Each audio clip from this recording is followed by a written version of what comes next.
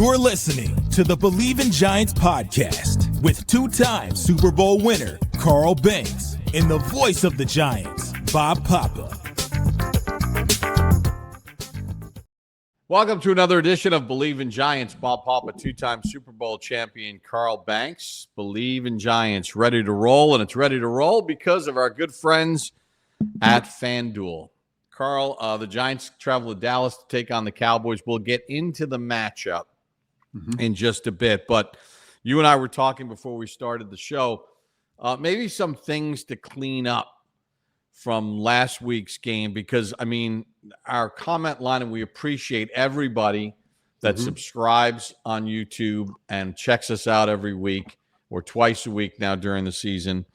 And we appreciate your comments. We're trying to educate as best we can with the knowledge that we have. And Carl, there were a lot of comments, but I know there's a couple things that kind of jump out at you that you'd like to straight set forward here. Yeah. So the comments that I'm getting are, let's just say if our good friend Dan Schneider post a video and I make an observation, because I kind of have a little more in-depth knowledge of how plays should work. And, I noticed Dane Belton took a half a step to his right instead of getting to the middle of the field on Deebo Samuel slant, because our safety, Holland, had outside technique. So if he doesn't waste that step, he's probably in the middle for a pass breakup. Coaching point. That's not. You mean Muasau? Muasau. It was either Muasau or it was Muasau. Yeah, It was Muasau. So when I point that out, because Dan had showed Holland, being beat to the inside, not being beat to the inside, but he was squeezing it inside, and Samuels caught the ball. And, he said, well, they paid him X amount of money to do. It wasn't a criticism. He just pointed it out. And I said, well, this play could have been better if the linebacker had not opened to the 2 receiver side, but opened to the 3 receiver side so that he could get to the middle of the field, because the way everybody was lined up at the line of scrimmage, it gave the illusion that it was zero coverage, that nobody was in the middle of the field. And that's why that slant was open. But if Muasau, which, by the way, folks, was a backup, he was thrown into the game after the first series? No, that was his first play after McFadden got hurt. Right. So it's the first play after McFadden was hurt. So I make the observation, and I said, okay, pattern read. You got to have pre-snap, post-snap read. The comments immediately went to, this team is undisciplined. And I'm like, no, it's a coaching point. He didn't do anything. He ended up where he was supposed to be. He probably would have been there faster had he not opened to the 2 receiver side. He would have been in line for an interception or a pass breakup. That's not undisciplined. It's a coaching point. Kid was in there the first play. It was his first play of the game. He went where he's supposed to go, but coaching point, open to the 3 receiver side. He didn't bail to the 2 receiver side. It's just his body. His body turned one way, and then he ended up back where he was supposed to be. Turn the body to where the 3 receivers are, and you'll get right into the throwing lane. Okay, that's that. So what I try to do, and what we try to do, and there's some really smart people on our thread, and a lot of people that I will comment on when they post plays, like Dan and Nick Flato, and Biz had shown a play where they ran for a touchdown, and at the game I said Flott was unblocked. He should have made that play. Chauncey Golston's responsibility on that particular play was to set the edge. He did not. And then I said, even if he did not set the edge, which he should have, based on the coverage and the information I have, Flott still should have been able to make a football play. meaning he was free to the ball and he just ran into his own color jersey. And so the thing I said is they have to have attention to detail. Well, what does that mean, Carl? It seems like this team is sloppy all over the field. I was like, okay, well, it's a little more nuanced. And when Biz put it out, he pointed out Flott. And I said, this is a case where two things can be true. Golston definitely was supposed to set the edge, but Flott should have made a football play. Technically, was he wrong for being in the gap that he was in? No. But that gap was closed off, so scrape over and make a play. But that's just me as a football player and understanding, how football plays are made. But people know that. And then there was the trick play that failed. And everybody, they mocked it justifiably. But then it was, this team is unprepared. And I was like, when you look at how the play failed, it looked worse because of a minor detail. And so Patrick Tucci says, well, isn't a lack of attention to detail fall on the coaches? Yes and no. And let me explain. There's a certain level of coaching. They drill it, they drill it, they drill it. You can over drill it and the players are just like, enough already, we got it, right? But then when you have young players in there, you got to drill it and drill it and drill it more. And then your backups, you got to drill it and drill it and drill it more. Okay, so then when the coaches know that they've covered it, these players have written tests before the game. And so everything, if they're comfortable that this team knows what their assignments are on particular plays, especially like a trick play, right? That they drill that, coaches. They have written exams on Friday and Saturday to make sure everybody knows what they're supposed to do. Attention to detail now falls on the player. So the reason that play failed, Bob, is because guard, tackle, tight end, their splits were too wide, which allowed the defensive lineman to get right up the field and blow it up. Well, isn't that coaching? No. It's a lack of attention to detail by the player. Marcus Bowe was in, right? His first play of the game. He knew what he was supposed to do. He knew where he was supposed to line up. But that little detail between he and the guy next to him, the split was this, and you never have a big split down on goal line. You've got to be almost foot to foot. Why did that happen? That's not coaching. If the coaches did their job in preparing them, and I know if it's a trick play, a fake punt, and all of that, they over drill it to make sure nobody screws it up. What happens in attention to detail, not just that particular play, people, is that when you're getting your ass wrung and a guy is whooping on you pretty good, or you're whooping on him, sometimes you don't pay attention to those little things. You know you're supposed to line up, and they say, what happened? You say, well, I lined up the right way. I was in the right place.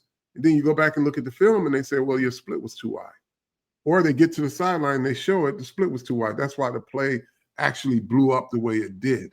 So coaches have responsibility, yes, but players also. And I don't want the fans to get, twisted in saying two things at the same time, because there are times where they'll say a player is stupid, right? They'll say a player is dumb. But then you turn around and say, well, the coach is not very good because he doesn't prepare his players. The coaches have a job to do. And yes, the buck stops with coaches. If you're a player making millions of dollars and I'm not saying this condescending to people who don't quite understand, it's a goddamn job. Do your fucking job. This is not, they got to hold your hand and you can't, you're dealing with grown men. You're dealing with grown men. And if you are preparing them, and of course the coach always takes the brunt of it. But if I point something out and I make a statement that says lack of attention to detail, that's not necessarily a coaching issue. It's an everybody issue. It's a team issue. It's a team discipline issue. It's a coaching emphasis issue. But when you look at certain things, I can tell you why attention to detail falls on player or coach. If that trick play that they were running when they broke the huddle and you got guys running around not knowing where they are, that's a coaching issue. When you see guys who's supposed to be here and somebody's jerking them over, get over here, that's a coaching. That means they weren't prepared. But when they break the huddle, everybody is where they're supposed to be. And that one almost. Yeah. Except for their splits. Lined up, but their splits were bad. That's attention to detail that falls on a player, right? If Cordell Flott stays in the gap that he was in because he was expecting Chauncey Golston to set the edge down in the red zone, technically he's not wrong. Chauncey tried to set the edge, but he got engulfed. He knew what he was supposed to do. He didn't get it done. That's football too, right? But attention to detail also means you got to get it done. But that's not coaching. Nobody was out of position, right? You can emphasize it. He knew what he was supposed to do. He tried to. He couldn't get his arm free. So that's a technique issue. Oh, well, they're not teaching the technique. Oh, they are. He tried. He just was beat. And in the moment, folks, that's where focus comes into play. That's the difference between great defenses and great players, good defenses and good players. Is the consistency. And it's always attention to detail, even under fire. Now, I say all of these things just to clear that up, Patrick. I expect this team to be a hell of a lot better Sunday against Dallas than what they showed on Sunday. I think they have the player-driven leadership. I think they have better talent. Again, I'm not predicting wins and losses, but I bet you everything that they'll be a hell of a lot better and they'll put on a better showing for these fans than what they got in Washington. I know, because that's the level of player that they have. And I sincerely believe that. I could be wrong. And if I'm wrong and they show up like they did against Washington, we got big issues. Correct. Listen, Carl, anybody can look at coach's tape. I can look at coach's tape. I have access to it. Everybody has access to it. It's available. But unless you know the calls, the scheme, the responsibilities as set forth, everybody, and listen, there's people out there that do a nice job, but you're just guessing. You're absolutely just guessing. The whole, what a trick play. You're right. They worked on that play all week, constantly. That was a play so it's not as if they just grabbed back. Hey, you know what? Let's throw it to our rookie tackle eligible here. Let's give that a shot. This was something they were convinced based on Washington's personnel, but the Giants players themselves in that situation because of the splits. Now, does anybody out there, does any of the all 22 Twitter warriors out there know? No, because you actually sat down with the head coach and discussed numerous plays and have access to that nobody else has. Even the Deebo Samuel reverse for a touchdown. They were prepared for it. They worked on that all week long. They went and they looked at, how did San Francisco use Deebo Samuel? Well, they used him in motion and this. Mhm. Then it comes down to execution. It looked like Abdul Carter might have gotten held at the point of attack, but there was no flag. And then you had missed tackle, guys not getting off blocks. It's not as if they ran that play to Deebo and the Giant defense was like, oh my God, I can't believe they did that. I mean, Right. anybody and their brother would know the Washington is going to use some plays from San Francisco. So I'm not trying to absolve anybody. You know what? The Well, reason no, it's why all in. it's all in. everybody's fault. It's It's everybody's everybody's fault. Because if I'm in the meeting room and that play happened and Abdul Carter is getting blocked by a fucking wide receiver, Lat McConkey, I'm telling him you can't fucking be blocked by a wide receiver. Right? It's simple. Did he know what he was supposed to do? Yeah, he got blocked. And then I'm saying a guy with your skill and ability should never let a wide receiver block you. So it's an all in. They knew what they were supposed to do. They didn't get it done. But that's pro sports. That's the success failure of every single play. That's why Right, sacks occur. That's why tackles for loss, and that's why touchdowns occur. And we're going to find out here quickly over the next couple of weeks. You know, do they have good enough players? We believe that they do. We believe that they've upgraded their talent in certain areas. But we could tell you until the cows come home that we believe that they have better players. But until they show you, the fan, Yep. and the coaches and the ownership and everybody else that they're going to play better, it's just lip service at this point. So let's put. I think we've kind of addressed some of the comments from the fans. Let's move to this game, Carl, because I'm looking at the numbers here. Roger Staubach has the most wins as a starter against any Giant as a quarterback. In his career, he beat the Giants 16 times. Dak Prescott's at 13 and counting. He's won 13 straight. He's got a passer rating against the Giants of over 100. He's got 29 touchdowns, 8 interceptions in his 15 games against the Giants. And Dak Prescott, don't let the numbers fool you. He only threw for 188 yards last week. He played a really good game because CeeDee Lamb dropped a bunch of passes that he ain't dropping this week. How do the Giants deal with this Dallas offense? I thought Guyton, Smith, the rookie Tyler Booker, all first-round draft picks, the center Cooper Beebe, and Terrence Steele, their offensive line, played great against Philadelphia. Now, Jalen Carter got kicked out, and they lost Sweat to Arizona, and Milton Williams now plays for the Patriots. So it's not the same defense that Philly had when they won the Super Bowl last year, but this is a really good offensive line. How do the Giants disrupt this offense? So it's the same thing that has to happen every single game. They've got to stop the run. They've got the talent up front, meaning they should not be overpowered or outmanned up front. In the key positions, they've got somewhat advantages at times, but they do have enough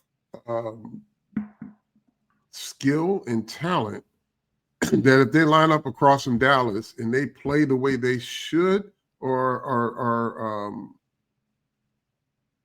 expected to play, they'll be fine. But for me, where the Giants went wrong in Washington and why it looks so horrendous to everybody is that they were often out of position, blocked out of position. It's attention to detail. And like I said, I expect that to be a hell of a lot better because they have the talent up front. People talk about this front four, front five. Yeah, they can be that good, but can is the word, right? And they've got to do it How do they do it? They stop the run, Bob, get Dak Prescott into some, favorable down and distance situations. He is not the magician that Jaden Daniels is. You know where to find him. He's a big, strong guy with a hell of an arm. He's mobile. He can still move, but he ain't doing what Jaden Daniels did. So he won't be that hard to find or that hard to corral. And I doubt heavily that he'll have the type of design runs that you have to defend. That's not 11 on 11. Right. It's not. You're not playing 11 on 11 with him. He's going to be the quarterback. He's not going to be the runner. Yeah, will they run a boot with him? Sure. There's not going to be the RPO threat every single time the ball touches the quarterback's hand. So you're going to play conventional defense, and you've got to be gap sound, and you got to tackle. Again, here's the thing, Bob. If you create a negative play on first down, don't give it back on second. The Giants were awful. Second and longs should have been an advantage to get them in third and longs, and Washington just converted second and longs like they were nothing. Yeah, or they turned them into third and three. Shorts. Yeah. So when you create a negative play, that's the start of your momentum to end that series with a sack or a turnover. It's not, let them get, half of it back and then convert and keep the drive alive. Get off the field. This defense has to tackle. Clearly, they're going to have a plan for CeeDee Lamb, similar to what they did with McCurlin. People say, well, McCurlin was just there after training camp. It is what it is. He was on the field. They had a plan for him. I think one of the things that really went unnoticed last week is Deonte Banks was on the field. He had some man coverage responsibilities and pretty much won every rep. So I suspect he's going to find his way on the field a lot more or a little more and beyond just those packages. He's going to be in some packages that's going to give him a higher percentage of plays because he was really good in coverage. Yeah, I mean, he only had 11 snaps, I think. But, you think about George Pickens, who is a bigger physical receiver on the outside. The Giants won against him last year. He had 74 yards in that loss in Pittsburgh that the Giants had. He only had 3 catches for 30 yards. Yeah, Banks probably wants a little redemption, too. That Pittsburgh game was not a shining moment for him. No, they hit it. Banks. They hit Pickens beat Banks, I believe, on the 43-yarder that Pickens had in the game. So they got to deal with 2 guys. They're going to move CeeDee Lamb around. Mm-hmm. I'll be curious to figure out what they do as far as replacing McFadden, who it looks like he's going to be out for an extended period, at least the reports we're seeing. Mm-hmm. Hopefully it's not for the year. However, I wonder if they go with Muasau or if they, put another safety in there as a big nickel. It'll be interesting to see how they try to replace. I would go big nickel, and that would be Abdul Carter.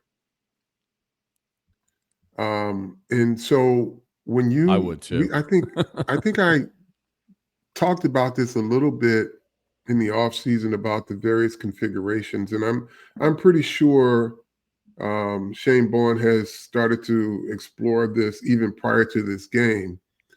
As an off-ball linebacker, don't think of it as a conventional, he's a static guy. He lines up like Micah McFadden and Bobby Okereke.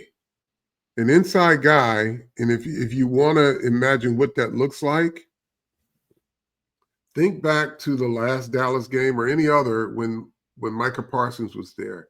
He was off ball a lot. People just didn't realize it because he was just walking up into gaps and moving around. You can have that same impact with Abdul Carter. Yeah, he can line up off ball, but you can blitz him, you can run blitz him, you can do a lot of different things and adjust your defense around him, right? So you can predetermine where he goes as an off ball linebacker. And he's not foreign to playing inside linebacker, just like his predecessor, Micah Parsons wasn't. They were both inside linebackers before they were edge rushers.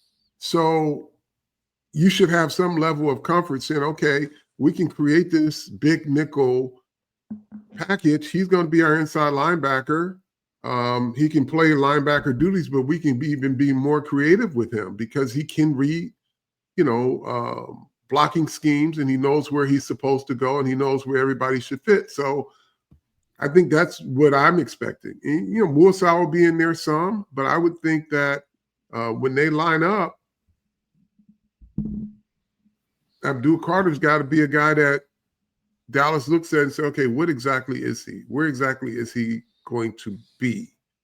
Is he going to be a linebacker this play, or is he going to be a rusher? If he's a linebacker this play, what gap is he predetermined to go in? Or is he going to stay back and play a traditional linebacker position? So a lot you can do with him just based on his skill set. Correct. And he was drafted 3rd overall. Many people outside of the Giants building viewed him as arguably one of the 2 best players in the draft, he and Travis Hunter. Mm-hmm. So there's, at this point in time, no baby steps here.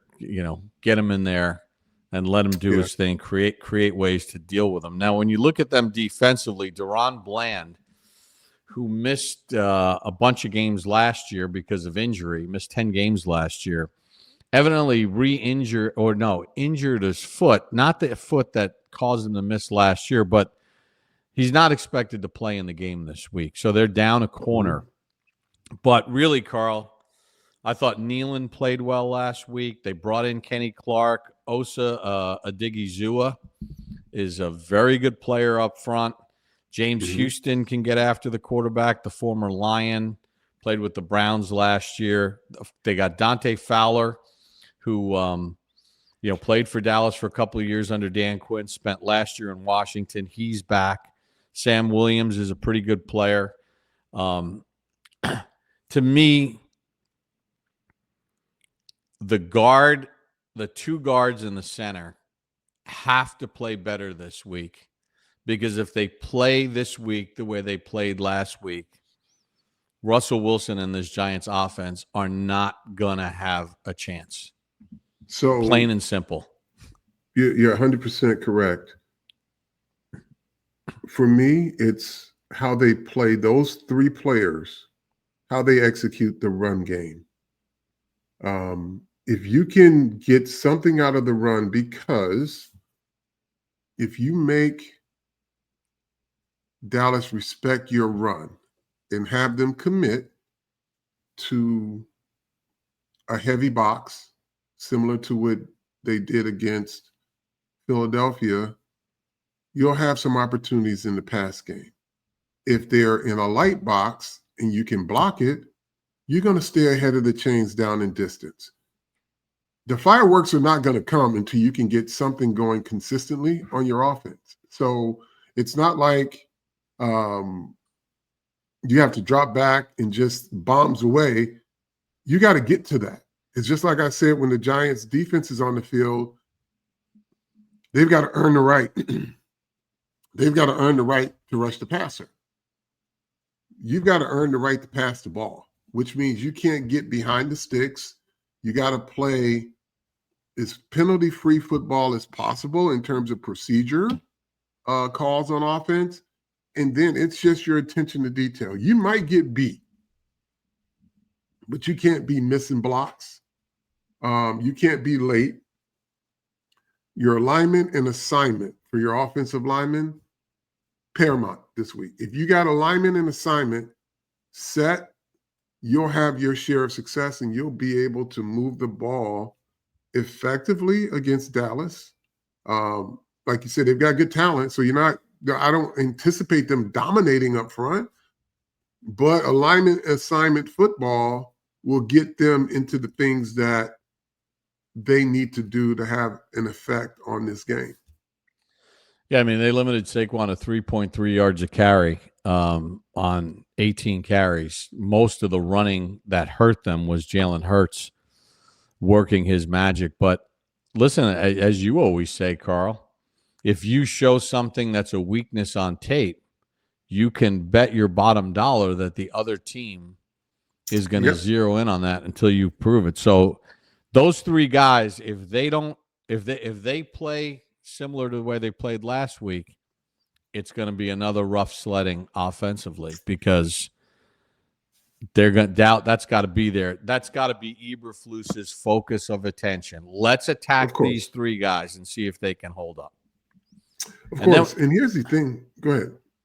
No, I said, and then when you get a play that's dialed up, Wan'Dale Robinson's got to just run under the ball and go 55 yards for a touchdown. We can't be laying out, trying to arm catch it and then trip. Like, you only get a few shots in a game, especially the Giants, right? It's not like one of these wide open offenses like Buffalo.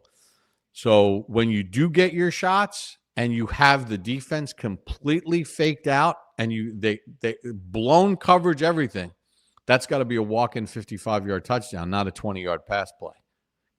Right. And to that point, your best players, the difference makers, have to make a difference. I think Malik Neighbors said that he thought he should have, made better plays at times that were there to be made. I'm not anticipating him not making those plays. I think, he was as frustrated at himself for not being able to make plays. But what's going to happen is the Dallas Cowboys, similar to what Washington did, they're going to want to limit Russell Wilson to one read. And what they're going to do, they'll roll coverage to Neighbors and probably try to bring pressure opposite of Neighbors so that he's never able to get back to his second read. Counter to that, obviously, is combo routes to the side of Neighbors. But this is where this offensive line has to be competent. They've got to give this quarterback enough time to have some semblance of a progression. You talk about the interior three. I don't know how they feel about it, but if you see something similar to what you saw in Washington, I'm putting Evan Neal in the game, because one thing he can do is he can play in the phone booth. So if you want to try to, stunt inside on him, he can lock you up on that. And I don't think he's gonna get just laid on his back, just run over. I would say I hope they're getting him ready, right? Had a good camp. Was inactive last week. We'll see what happens this week. But I think there are some players understanding that they got to be better than they were last week. You got to get some of those players ready to go too. Yeah, I mean, Theo Johnson's got to catch the bunny down there in goal-to-goal situation, turn it upfield. This is a trust thing. No disrespect to Theo, and I'm hoping you get it together. But for my money, Daniel Bellinger catches balls. Daniel Bellinger catches his passes. And it's proven his drop rate is not very high. There's a reason why Bill Parcells trusted Phil McConkey as a returner. It's not because he would get you more yards and your average starting field position would be, 10 or 15 yards better. It's actually 10 or 15 yards less. But the one thing Phil McConkey would do, or one thing he didn't do, is drop kicks. You can kick them 3 at a time and he catch all 3. So it's a trust thing now, right? If you call a play and you get a guy open, he's got to catch it. Understanding, especially the magnitude of a game like Washington, when in the fourth quarter, the score is 14-6. Yeah, Washington's moving up and down the field, but they only have 14 points.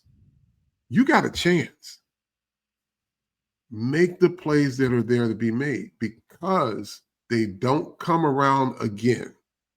So For my money, I'm telling, and I look, I'm don't know what the dynamics are with the tight end room and, why they choose Theo over Bellinger.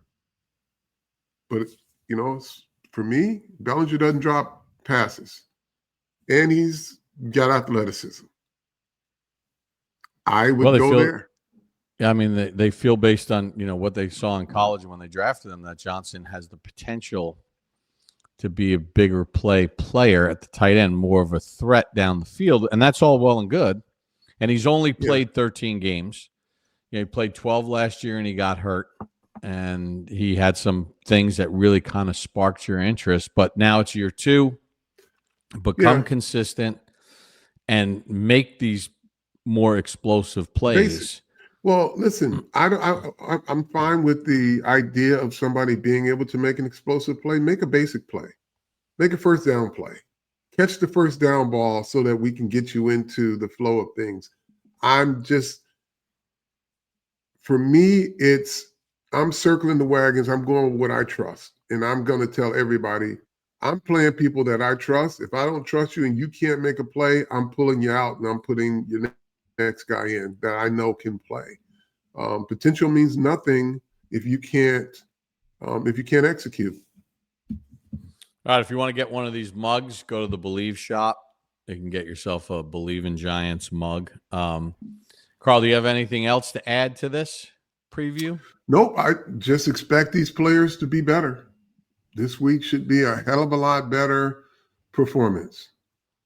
I got a couple fun stats. Dallas hasn't started 0-2 since 2010. They were 29th against the rush last year. They gave up 158 yards to Philadelphia. A lot of that was the quarterback on the ground. Here's an interesting nugget I got. I won't go to the negative stuff because I could give you, since the start of 23, the Giants have 27 touchdown passes by their quarterbacks and 27 giveaways. I won't get into all that. Mm-hmm. But I will give you this one. The Giants have not played a 1:00 game in Dallas because, these games have been Sunday night, late window, Thursday night, Monday nights in Dallas. They have not played a 1:00 game in Dallas since 2005. Wow. 20 years since they last played a game noon Cowboy time, 1:00 Eastern. The Giants wound up losing that game in overtime, 16-13. The starting quarterbacks, Eli Manning and Drew Bledsoe. Wow. Shockey caught a 24-yard touchdown pass from Eli with 19 seconds to go to force overtime. And then Jose Cortez, the famed Jose Cortez, kicked a 45-yarder in overtime. So it's the last time they've played a 1:00 window game in Dallas between these two teams. Carl, how do we like to end this thing? Tell a friend to tell a friend. Bleav in Giants.